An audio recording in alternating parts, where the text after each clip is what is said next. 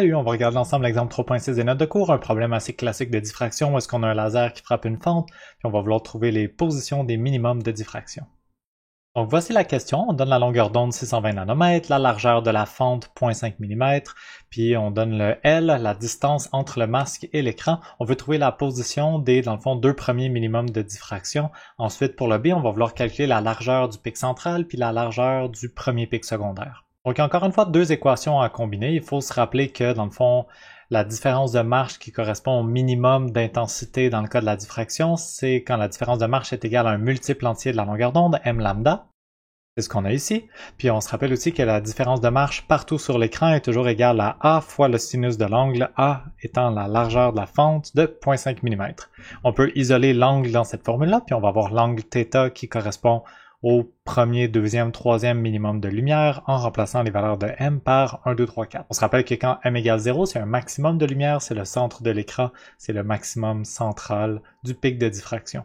Ce que j'ai fait, j'ai remplacé m par 1 et ensuite m par 2. J'ai aussi remplacé la longueur d'onde et la largeur de la fente par les valeurs correspondantes dans les unités internationales. Ça me donne les angles qui correspondent au maximum numéro 1 et maximum numéro 2. Si je veux avoir la position en Y sur l'écran, tout ce qui me reste à faire, c'est utiliser Y égale L fois tangente de l'angle, comme dans le cas de l'interférence à deux fentes. Donc, pour le Y1, j'utilise le θ1 et pour le Y2, j'utilise le θ2. Donc, j'ai trouvé la position en Y des deux premiers minimums de diffraction. Pour la deuxième partie de la question, je veux savoir la largeur du pic central et la largeur du premier pic secondaire. Ce que je vais faire, c'est que je vais dessiner le patron de diffraction pour être capable de mieux se représenter ce qu'on essaie de calculer. Puis ensuite, le calcul va être facile à faire. Allons-y. Donc ici, j'ai tracé ma fente qui a une certaine largeur A. La lumière s'en vient dans cette direction-là.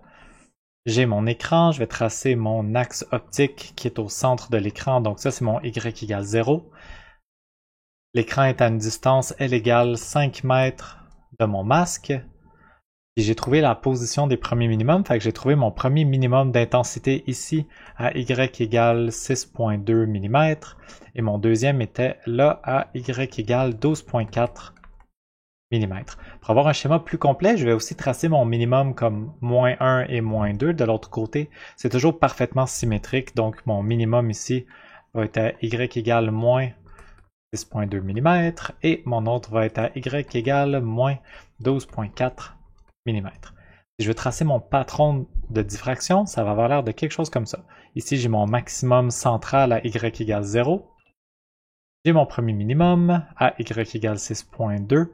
Ça va remonter ici, puis redescendre jusqu'au prochain minimum, le minimum m égale 2.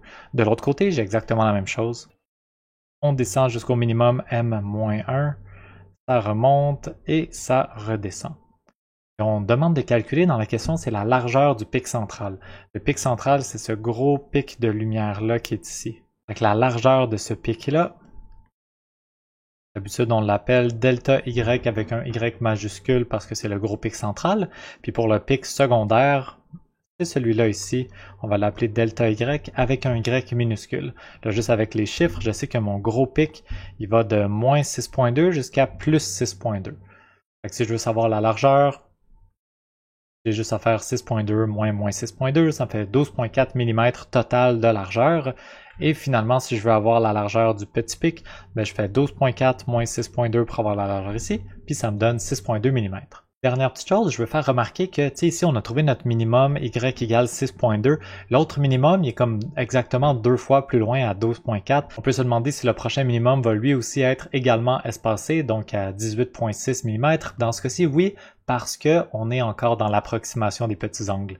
Quand on a calculé l'angle ici, c'était un angle qui était beaucoup plus petit que 1 degré, fait que certainement on est dans l'approximation des petits angles, puis dans ce cas-là, les minimums vont tous être également espacés. Voilà, c'est tout pour ce premier exercice sur la diffraction. Donc on a juste utilisé une formule qui nous permettait de trouver les positions des minimums de lumière, puis on a utilisé ça pour calculer la largeur du pic central, puis la largeur du premier pic secondaire de lumière. Merci!